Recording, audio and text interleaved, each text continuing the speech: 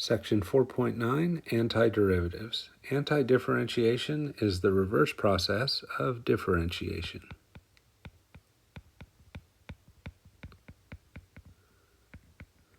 So we've been finding derivatives so far in the course. So now we're going to start trying to work backwards, and we'll be looking at the derivative, trying to think of what is the function that this came from. So here's our definition of antiderivative. A function capital F is an antiderivative of little f on an interval I if the derivative of capital F is equal to the smaller f function for all x in that interval. So again, it's a working backwards situation. We're going to know a function that is a derivative already, and we're trying to think what's the original function that we had before we took the derivative. So here's some examples of that thinking backwards process. Since the derivative of x squared is 2x, then if we were looking at the function f of x equals 2x and we wanted to find its antiderivative, then what function do you take the derivative of to get 2x? Well, we can see right here that if you take the derivative of x squared, you get 2x. So we could say that capital F of x could be x squared because the derivative of x squared is 2x. If we're trying to find an antiderivative of f of x equals 5, we try and think what would be a function that has a derivative of 5. So when do we get a derivative that's a constant? That's when our function is linear and the slope is 5. So if capital F of x was equal to 5 times x, since the derivative of 5x is 5, we could say that capital F of x is an antiderivative of little f of x. All right, so let's do some checking on some claimed antiderivatives. So first example, verify that capital F of x equals a 1/2 x squared plus 6x plus 1 is an antiderivative of f of x equals 6. Well, in order for this capital F of x to be an antiderivative of this little f of x, it needs to be the case that when we find f prime of x, we end up with the little f of x. So taking the derivative, we bring down the 2 times 1/2. We subtract 1 from the power. Derivative of the 6x is just a 6. The derivative of 1 is 0. We simplify that. The 2's cancel. The 1's don't matter. And we end up with x plus 6.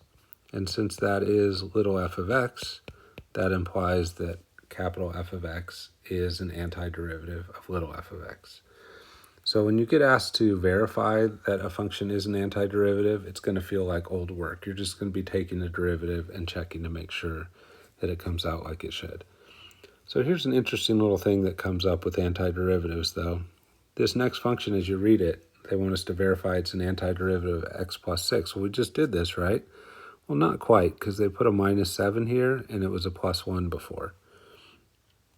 But the way you check is to take the derivative, and if all that's different is the constant term, that's not really going to matter, because you're going to get 2 times 1/2 x to the first plus 6. Yeah, it's a different constant, but the derivative of that constant is still 0, so since that goes away, we end up with x plus 6, which is f of x. So what's the point of that example? Well, one of the points is there's more than one antiderivative to a function, and it's because of this idea that if there was a constant on the original, it's just going to go away anyway. So what about capital F of x equals 1/2 x squared plus 6x plus c, where c is any constant? Well, f prime of x is equal to 2 times 1/2 times x to the first plus 6, and if that c represents a constant, then its derivative is 0. So we end up with just x plus 6, which is equal to the little f of x. So this capital F of x is also an antiderivative of x plus 6. So we're saying that constant could be anything, and it would still be, the capital F function would still be an antiderivative of x plus 6. So because of that, we often refer to a family of antiderivatives. So instead of thinking of a function just having one antiderivative, we think it has a whole family of them. So let f be any antiderivative of little f on the interval I.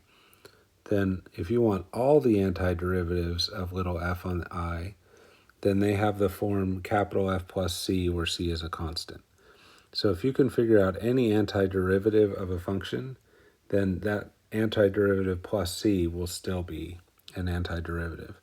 And it makes sense. If you look at this picture over on the right, if you have two functions f of x and g of x and they're only different from each other by a constant, so suppose that g of x is equal to f of x plus c, then all that is a vertical shift of the function up c units.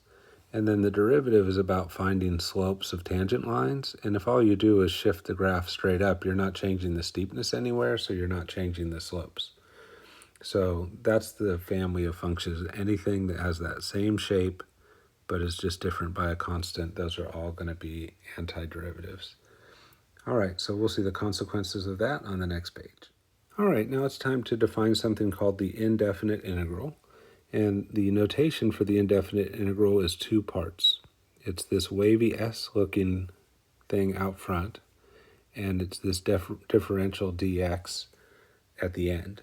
So those two things together say we want to take the indefinite integral of the f of x inside with respect to x. And the answer to that is any antiderivative f of x plus a constant.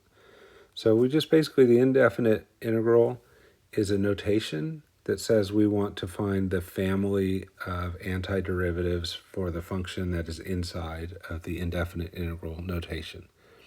All right, so let's look at some examples of that. If they asked us to find the indefinite integral of 5x to the fourth with respect to x, or integral of 5x to the fourth dx, we'll often read it, then the first thing to do is find an antiderivative of 5x to the fourth. So what is a function that has a derivative of 5x to the fourth? Well, x to the fifth feels right. And when you have a guess and you want to check it, you can just go off to the side and say, well, what is the derivative of x to the fifth? And the answer is 5x to the fourth. So that means x to the fifth is an antiderivative of 5x to the fourth. And to complete the indefinite integral, you just want to make sure you give the whole family of antiderivatives, and you do that by adding the constant c. What if you had x to the seventh and you wanted the family of antiderivatives, or the indefinite integral of x to the seventh with respect to x? So to get to an x to the seventh, you'd think you have to have an x to the eighth. But if you take the derivative of x to the eighth, you get 8x to the 7. And we don't have that 8 out front.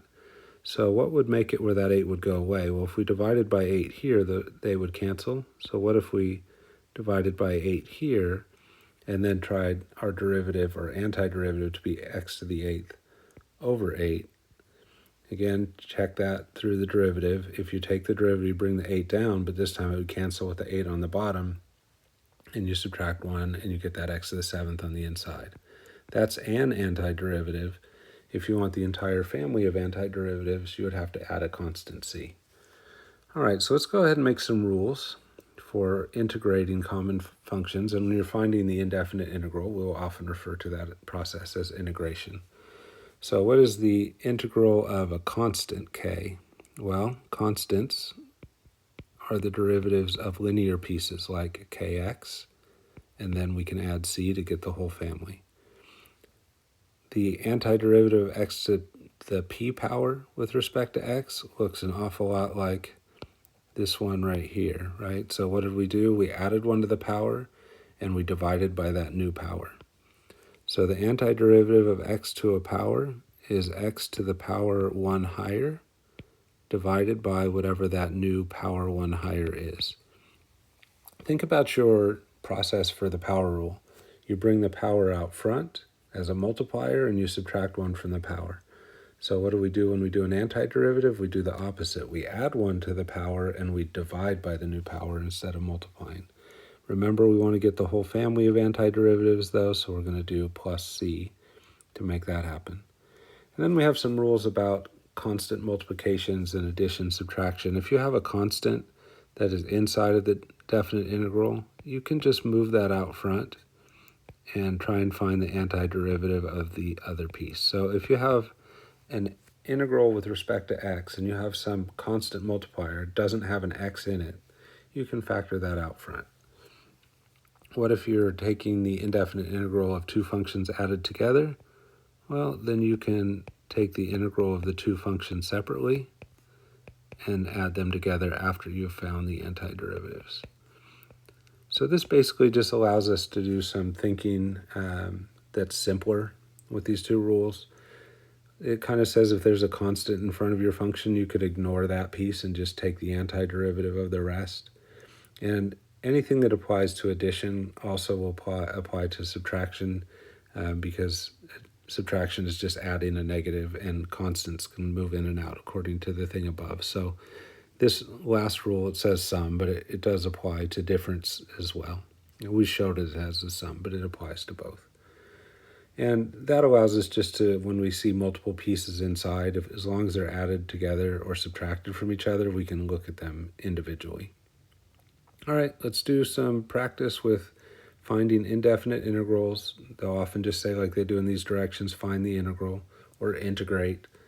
So let's go for it. The first one is a constant. So the antiderivative of a constant should be that constant times x plus c. And again, if you want to check any of these, just go off to the side. What's 5x plus c prime? Derivative of 5x is 5, and the derivative of a constant is 0, so we get what's inside. And if the thing that you just found is a potential answer to an indefinite integral, if you take its derivative and you get what was inside, then that's the check that you've done the right work. Because remember, we're going backwards from derivatives. So we're trying to say 5 is the derivative, what was the original function. And if you think you've got it right, check it by taking the derivative, see if you get that inside piece.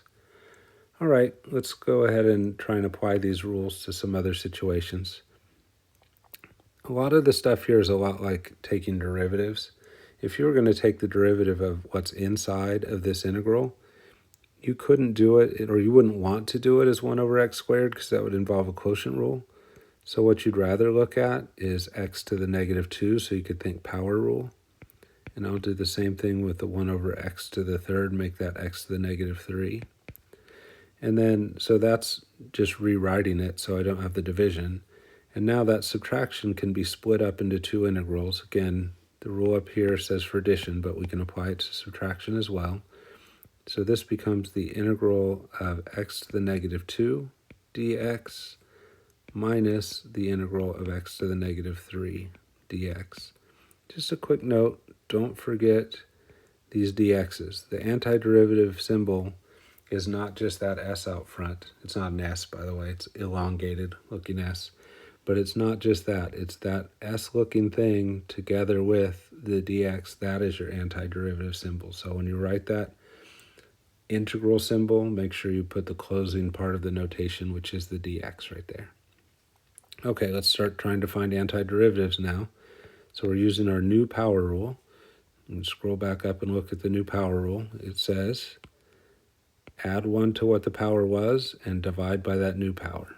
So let's apply that down here, and this becomes x to the negative 2 plus 1 over negative 2 plus 1. The next piece is x to the negative 3 plus 1 over negative 3 plus 1. You're supposed to put a plus c for each of those, but when you have multiple integrals and you're doing them individually, as long as you put 1 plus c at the end, it's fine. You're still going to get the whole family.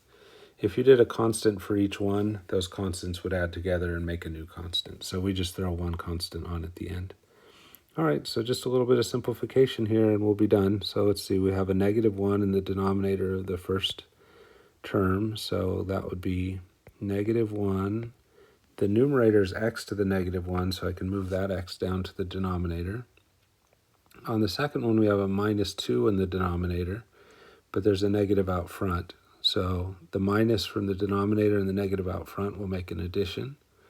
I'm just going to put a 1 in the top. We have a 2 in the bottom, and we have an x to the square in the bottom because that was a negative 2 right there. So we get rid of that negative exponent by moving it down to the bottom as a positive 2. Here was a negative 1 exponent. We moved it down to the bottom as a positive 1, but we didn't have to write the 1. And again, this is -2 together with that negative is why that became a positive right there. And then don't forget the plus c, because there's a whole family of antiderivatives. Forgetting the plus c will get you a -1. So when you're doing indefinite integrals, find any antiderivative, then do the plus c to get the whole family. All right, moving on to some more examples. On this next one, you might be tempted to take the antiderivative of each piece, but we don't have a rule that says if there's a product, you can take the antiderivative or the integral of each piece and then multiply them together afterwards. And that's not surprising because if you're taking derivatives, you don't get to multiply or find the derivative of each piece and then multiply afterwards. You have to do a more complicated product rule. So what we're going to do for now on these integrals that involve a product is just try and remove the product. And we can do that here by doing the distributive property. So what have we got here? We have the integral of x, square root of x is x to the 1/2. So x times x to the 1/2 would be x to the 3/2. And then x times x would be x squared. All of that is still inside of our integral, so we close that up with the dx. Now you don't have to actually write this as two separate integrals. You can just think of it as two separate integrals. So you can say, I need to take the antiderivative of x to the 3/2. That's x to a power, so we add 1 to the power. Add 1 to 3/2, you get 5/2. Divide that by that new exponent of 5/2. Now just move to the next term. So now we're trying to find the antiderivative of this x squared. So we add 1 to the power, make it a 3, divide by the new power of 3. When you're done finding those two antiderivatives, throw a plus c on there. And then the only thing left to do is simplify that a little. That 5/2, you can make that 2/5 times x to the 5/2. And then the 3, you can leave it as is, or you could write it as 1/3 x to the 3rd plus c. And that's our answer. But I just want to do a little quick note on the check. If I were to take a derivative of this and bring this 5/2 down and multiply it by 2/5, those would cancel. And then I would subtract 1 from the power, so I'd get x to the 3/2, which is what I had in that first term. On the second term, if you bring that 3 down, multiply with the 1/3, they would cancel. You would subtract 1 from the power and get this x to the squared piece. And whatever the constant is, when you took its derivative, you'd get 0. So this is our answer. Again, making sure we remember the plus c so that we get the whole family of antiderivatives. All right, so just like on the part C, we wanted to avoid the multiplication by carrying it out and then taking the derivative afterwards.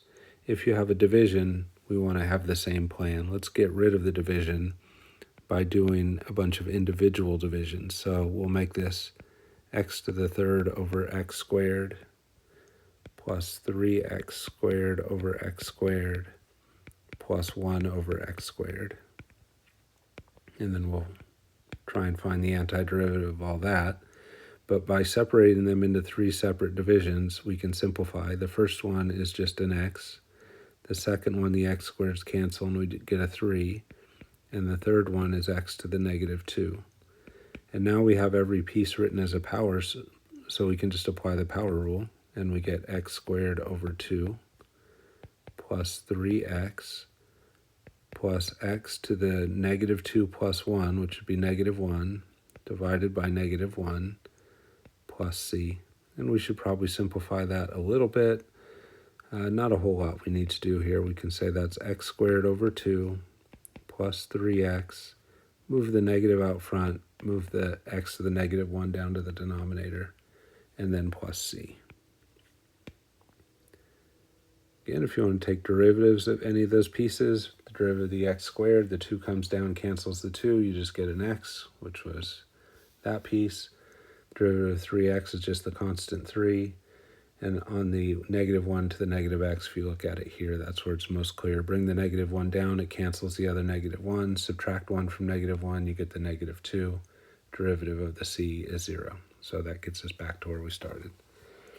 All right, let's go ahead and wall that off from our next one since we've kind of invaded that space. So let's work down here on the integral of cosine of 5x. So we got a little bit of a chain rule situation here, and chain rule can be complicated, and we're going to deal with that more in chapter 5. For now, we're just going to do simple chain rules where the inside piece is linear, and those work out fairly straightforward. So what we want to do is think, what has a derivative of cosine? So the derivative of sine was cosine, so the antiderivative of cosine should be sine. And what if we just tried to write it just like this and throw the plus c on there? Would that work? Let's come over here and do some scratch work. Let's take the derivative of that sine of 5x piece and see if it works out. The derivative would be cosine of 5x, but then by the chain rule, we'd have to multiply by 5. But there was no times 5 inside of the integral, right? There was no times 5 out front. So how do we make that go away? Well, we could divide by 5 here, and then they would cancel. So we should just divide by 5 here as well. So instead of sine of 5x, we're going to do sine of 5x divided by 5. And then when you take the derivative and apply the chain rule and that extra 5 comes out at the end, that 5 in the denominator right here will cancel that eventual chain rule 5 that multiplies at the end. So when you're doing the chain rule and the inside function is linear, you always end up just multiplying by the constant in front of that linear factor or the slope. When you're doing an antiderivative, instead of multiplying, you end up dividing. So all of the trig functions kind of work like that if they have a linear factor. So we're going to go ahead and look at all of those trig functions, and you're going to need to memorize these, though as long as you have your original trig function derivatives memorized, this is just kind of working those backwards with just that one piece about the constant. So we're going to put these two together and look at them as kind of a chain. So you have the derivative of sine ax is cosine ax times a. They move the a out front, but that's the chain rule. That a out front is from the chain rule. So when you work backwards and you're doing the antiderivative of cosine of ax, it takes you back to sine, but for the chain rule piece, you do the 1 over a. And to make sure you get the whole family, you do the plus c. So now let's look at that for the other ones. The derivative of cosine is negative sine of ax, and then there would be a times a by the chain rule. So if you're working backwards and you want to do the antiderivative of sine, it would have to be negative cosine. And if you think about why that is, why the negative here? Because the derivative of cosine is negative sine, and the two negatives, the negative from the derivative of cosine and the negative out front, would make a positive and take you back to the sine ax. But when you're taking that derivative, you would also multiply by an a, so in the antiderivative, you got to balance that out by putting a division by a, and then always the plus c to get the whole family. All right, so continuing on, what's the derivative of tangent? Derivative of tangent is secant squared, and since this is an ax, we would have that, and then by the chain rule, times a. So when you're working backwards, the antiderivative of secant squared ax is tangent of ax divided by a, and then plus c to get the whole family. The derivative of cotangent is negative cosecant squared ax, and then by the chain rule times a. So if you're going to do an antiderivative of cosecant squared ax, you're going to end up back at cotangent ax, but you'd have to divide by a to counter that multiplier of a from the chain rule. You'd have to add c, and then there's one other fix. The derivative of cotangent is negative cosecant. So in order for this to come out to be just cosecant squared, the derivative of cotangent is negative cosecant squared. So I have to put this negative out front so that when I take the derivative of cotangent, which has a negative, the two negatives give us the positive that we have right there. All right, almost all the way through. Let's keep going. the derivative of secant of ax is secant of ax times the tangent of ax, and then by the chain rule, times a. So if you happen to be taking an antiderivative of secant times tangent, that would just take you back to secant. But when it's got that a multiplier in there, you need the divider to balance that out, and then the plus c. And then finally, the derivative of cosecant. Let's see, the derivative of cosecant is negative cosecant x cotangent x. This is ax though, so we've got to put that in there. And then there would be the times a from the chain rule. So if you're taking the antiderivative of cosecant ax cotangent ax, that is going to be the negative of cosecant ax divided by a plus c. Again, why does that work? Let's think it through. Because the derivative of cosecant ax is negative cosecant, highlighting in the wrong spot there. The derivative of negative cosecant ax is negative cosecant ax cotangent ax times a. This a in the bottom gets rid of the times a from the chain rule, and this negative cancels with the negative from the derivative of cosecant to give us the positive that we have inside the symbol here. All right. So again, you could try and memorize all of these. And if you're memorizing, what are you memorizing? You're memorizing the right side over here because those are the indefinite integrals. Or you can kind of work them out from the derivative. But it's kind of good to know them quick. So the more of those you can memorize, the better. All right, let's try and get some practice with examples involving trig functions. So find the integral and then check by differentiation. All right, so break this into pieces mentally. What is the antiderivative of sine?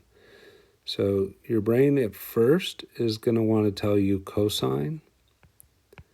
But what you need to keep in mind is that when you check that, the derivative of cosine is not sine. The derivative of cosine is negative sine. So to make it work, you need a negative out front so that when you take the derivative of cosine and get negative sine, now you have two negatives that take you back to the positive. The other thing you have to remember is the chain rule would have you multiply by the derivative of x over 3, which is 1/3. So you need something to cancel that out, which would be this 1/3. And then the antiderivative of 2x can do a power rule, or you can just think about what has a derivative of 2x, which would be x squared. If you did the power rule, you'd leave the 2 alone. Here, I'll do it on the side. Power rule would say leave the 2 alone, take the x, add 1 to the power, divide by the new power. Those 2's would cancel, and you get back to the x squared. All right, so this is going to be our answer up here if we get the whole family and do plus c. And then I'd want to simplify it a little bit too. So that 1/3 can come up top as a reciprocal, which would just make it -3. And then I'd have cosine of x over 3 plus x squared plus c. And then I'm going to go ahead and do the check of the work in this empty space and then just erase it so things don't get too crowded. But -3 cosine of x over 3 plus x squared plus c, all take the derivative of that or the prime of that. So taking the derivative, the -3 would just sit there. The derivative of cosine is negative sine. Leave the inside part alone, but then by the chain rule, multiply by the derivative of the inside, which would be 1/3. And then take the derivative of the x squared, which would be 2x. Take the derivative of the constant, which would be 0. And then let's simplify that and see if we end up back with what was inside. So what's going to happen when we simplify? These two negatives right here are going to make a positive. This 3 is going to cancel that 3. And so what does that leave us? The two negatives make a positive, so we just have sine of x over 3 plus 2x, and then we don't need to write the plus 0. So is it a match? That's what we got for our derivative. That's what was inside of the integral. So our work checks. All right, let me go ahead and get rid of that so we have space to do the next one. I would say that a check on your derivative is always optional, so even when it says to check the derivative, you can do that mentally if you want. You don't necessarily have to write it down. All right, this next one's tricky because when you look at it at first, there's a division, so, what are we going to do about that? And the answer is somehow we got to get rid of it, or we're not going to be able to find the derivative. All right, so the first thing I'm going to do, like we did on the previous page, is break this division up into two parts. So I'm going to make it sine x over cosine squared x minus 1 over cosine squared x. So that takes care of the division piece, but we still have division on the first one and the second one in a way, so we need to somehow get that division still to go away. So how are we going to do that? Well, I'm going to break up that first integral in a little bit of a tricky way. I'm going to write it as sine x over cosine x times 1 over cosine x, which may seem strange at first, like I'm making things worse, but I'll show you why I did that in just a moment. And then we have the other one I'm going to leave alone, so 1 minus cosine squared of x, and then close it all up with the dx at the end. All right, so why did I do that? Why did I do that weird thing where I split that up? Well, it's because sine x over cosine x is tangent of x. So this becomes the integral of tan x. And then the next piece, 1 over cosine, is secant. So tangent of x times secant of x. And then minus 1 over cosine squared. So 1 over cosine is secant, so 1 over cosine squared is secant squared.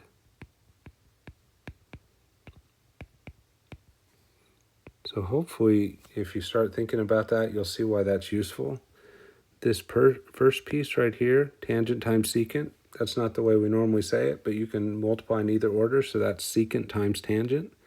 So what is it that has a derivative? What do we take the derivative of? And the answer is secant tangent.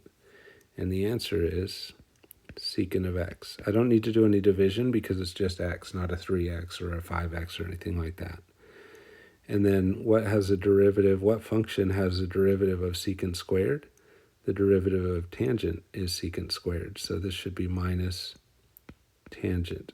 And then to make sure that I get the whole family, plus c. So that's my answer. Didn't highlight the previous answer. I'll go ahead and do that too. All right, now let's just check this one through the derivative.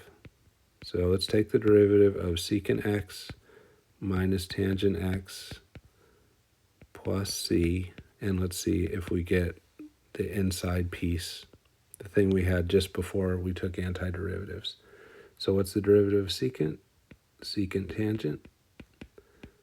What's the derivative of, we'll copy the minus, what's the derivative of tangent? Secant squared. And what's the derivative of the c? 0, so that goes away. So does this piece match this piece? Yes, it does. These are in a different order, but that's multiplication, so the order doesn't matter.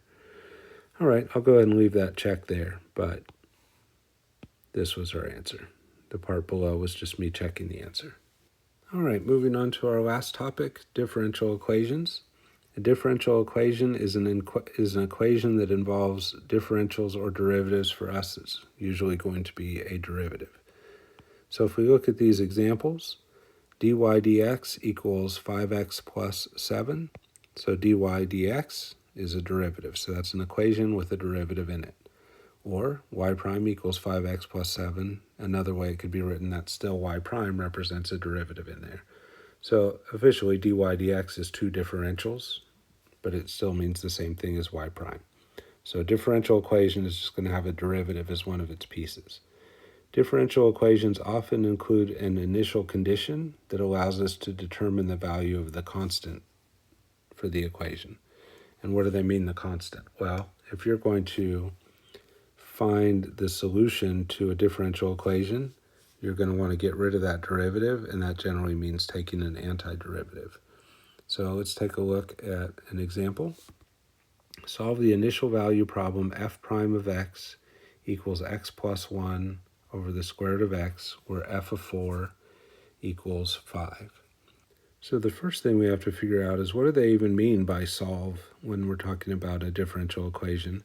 And the answer is, whatever the derivative piece is, find the original function. That's what they're asking us to do. So if there was a dy dx, find y. If there was a y prime, find y.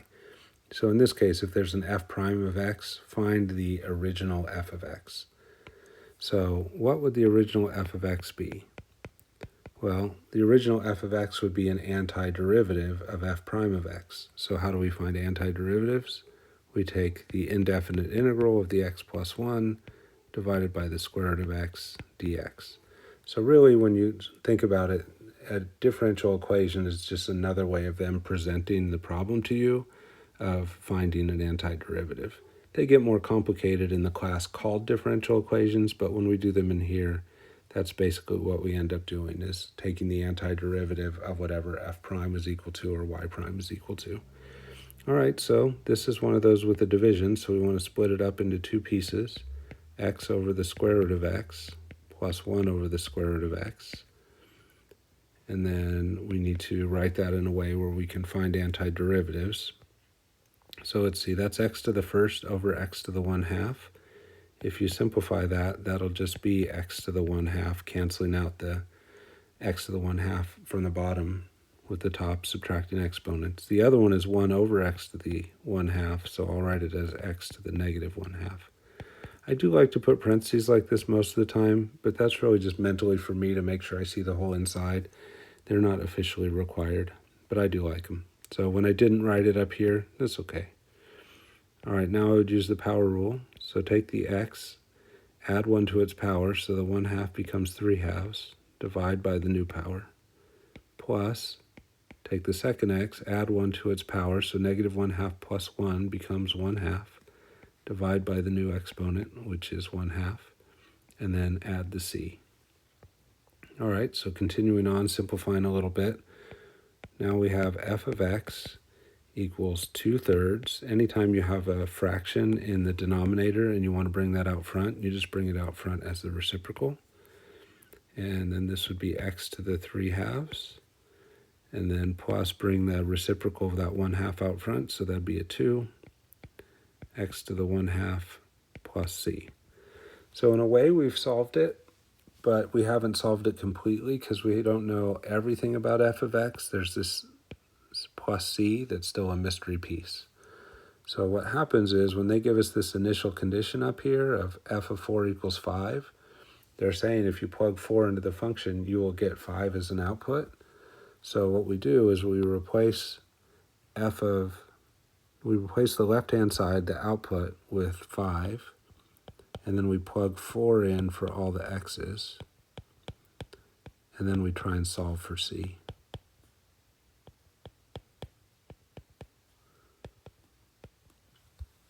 All right, so let's see. 5 equals 2/3 times. So when you do 4 to the 3/2, this is how I like to do it. Think about the denominator first. That's a 1/2, so that's a square root. So what's the square root of 4? 2. Now, take that 2 and raise it to the third power, and we get 8. So this will be an 8 here, plus 2 times 4 to the 1/2, which is the square root of 4, which is 2, and then plus c. And I'm going to go ahead and speed this up a little bit for us just because of space and time. But if you solve that equation for c, you end up getting c equals negative 13 over 3. And once you know the c, you can give a better answer to the equation, or a more complete answer to the equation. F of x is equal to 2/3 x to the 3/2 plus 2 x to the 1/2. And now, instead of writing plus c at the end, we can write minus 13/2 because we've solved for what the c is. So there's our final answer to that differential equation. Now again, differential equations is a class at Chabot. That's Math 4. Maybe you'll have to take that, maybe you won't. If you do, you would solve differential equations like this, but a lot of other more complicated ones. We have a very particular set of differential equations that we're going to focus on, and those have to do with position functions, velocity functions, and acceleration, and we'll look at those on the next page. All right, we're going to go ahead and look at position, velocity, and acceleration. So recall from stuff we've done in the past that velocity is the derivative of position. If you think about that in context of antiderivatives, that means position is the antiderivative of velocity.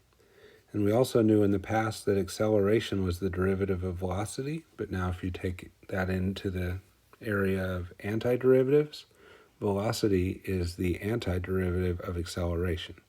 So we're going to look at a type of problem we've seen before, but we're going to do a lot of the working backwards in antiderivatives, and instead of them giving us a position function at the beginning, they're going to give us acceleration, and we're going to work backwards to position, and then solve a problem very similar to what we've done before. So suppose a softball is thrown in the air vertically from the ground with a velocity of 30 meters per second, since that's positive, it's being thrown upward. Assume the softball is only subject to acceleration due to gravity, and the acceleration due to gravity, a of t, is equal to negative 9.8 meters per second squared. So find the velocity of the softball for all relative times.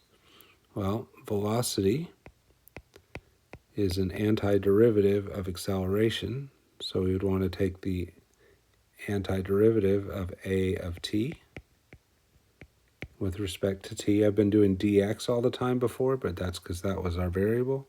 Now the variable in the functions is t. With my integral, I will now close the integral symbol with a dt. So what is the acceleration a of t function? It was negative 9.8. We see that right here. So we're going to take the antiderivative of 9.8 with respect to t. That's just a constant. So its antiderivative is 9.8 times the variable. This variable is t, not x. You know what variable to put on by looking at what you have here. Since this is a dt, that's why I'm doing a t in that spot. And then, because we're trying to find the family of antiderivatives, we would have to add the plus c on there. All right, so how do we figure out the plus c? Well, they actually told us the initial velocity. They said that the velocity at first was 30 meters per second. So what they're telling us when they say that is that v at time 0 was 30. So that's an initial condition like we just saw in that differential equation on the previous page. So we can take the v of t, replace it by 30, set that equal to negative 9.8 times t plus c. Sorry, backing up a little bit, we know the c. We know the t is 0, and then plus c. So because it's a 0, just wipes that term out, and we very quickly get c equals 30. So now you take that value of c equals 30 together with the value we found for v of t, and you can now give a cleaned up version and say v of t is negative 9.8 times t plus 30.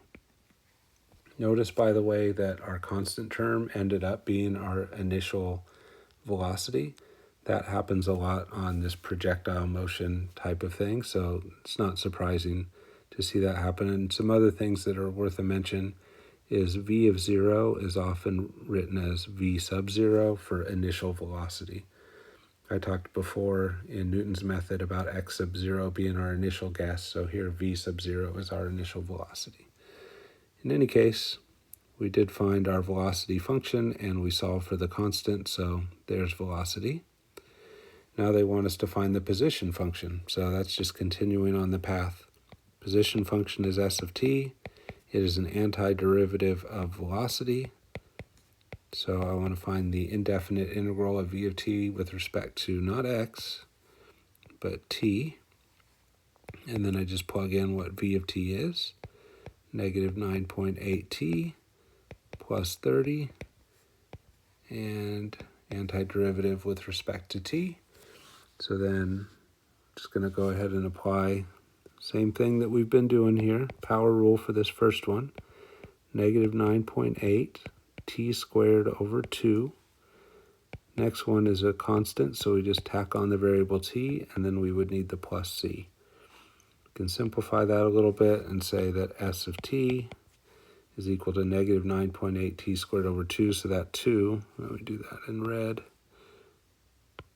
that 2 goes into there 4.9 times.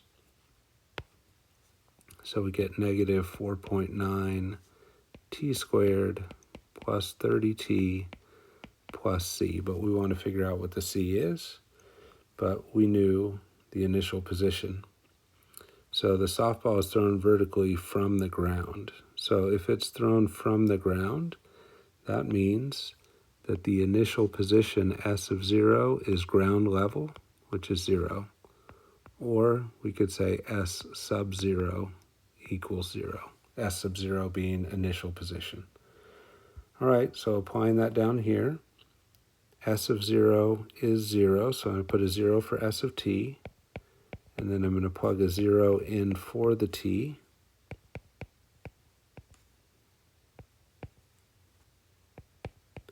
And that 0 wipes out those two terms, and we just get c equals 0,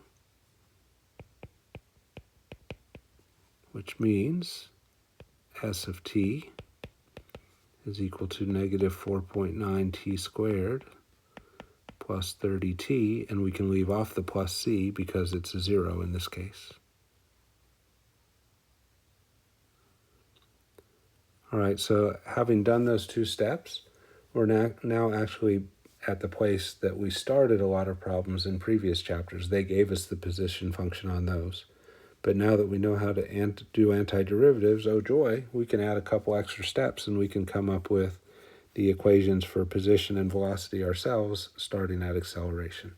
But now we've got them, we're going to move on and answer some questions that are very similar to what we've done in the past. All right, so let's go ahead and look at these last two questions. Find the time when the softball reaches its highest point. What is the height? Well, it'll reach its highest point when it's, well, let's say it a different way. When it reaches its highest point, its velocity will become 0. So we want to know, when does v of t equal 0? But we found v of t. V of t is negative 9.8 t plus 30.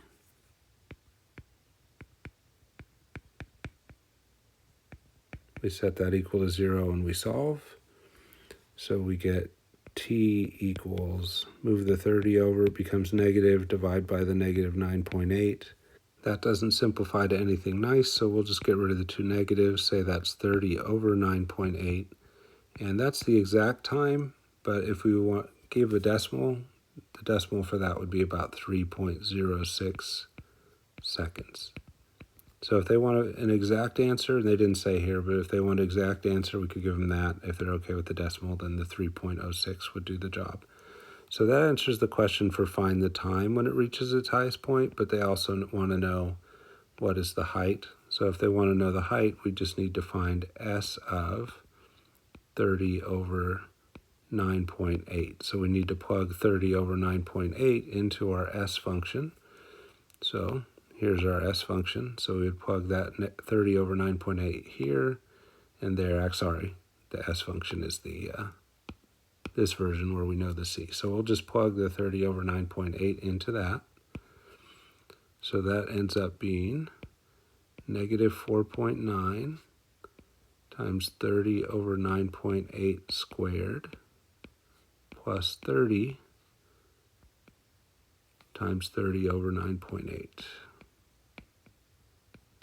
And if you put that into the calculator, you end up with 45.92, and that's a height, so that would be in feet. So 2 questions, 2 answers. So exact answer would be here, super messy. So I'd imagine that they would ask for a decimal, even though it didn't say that in the directions. I'll try and make sure I'm more clear on that when tests roll around. All right, let's look at the last question. Find the time when the object strikes the ground. So it'll strike the ground when s of t is equal to 0. So we're going to take this s of t function up here, and we're just going to set that equal to 0 and solve for t. So we get 0 equals negative 4.9 t squared plus 30t. There's a t in each term, so I can factor that out. The lead term is negative, so I'm actually going to factor out a negative t, and that leaves 4.9t minus 30. So we get two solutions from that. From the first factor up front, negative t equals 0 when t equals 0. From the second factor, move the 30 over and divide by 40.9. So 30 over 4.9 is the second time. So the first time of 0, that's not when it hits the ground, that's when it left the ground. So the time when it hits the ground is the 30 over 4.9. That's the exact answer. If we put that in the calculator and give a decimal to a couple places, that would be 6.12 seconds. So if they want an exact answer, we could give them the 40 over 30.9. I imagine the directions on problems like this will be to go ahead and round to a certain number of decimal places, and we can follow along with that. All right, that wraps up section 4.9 and chapter 4.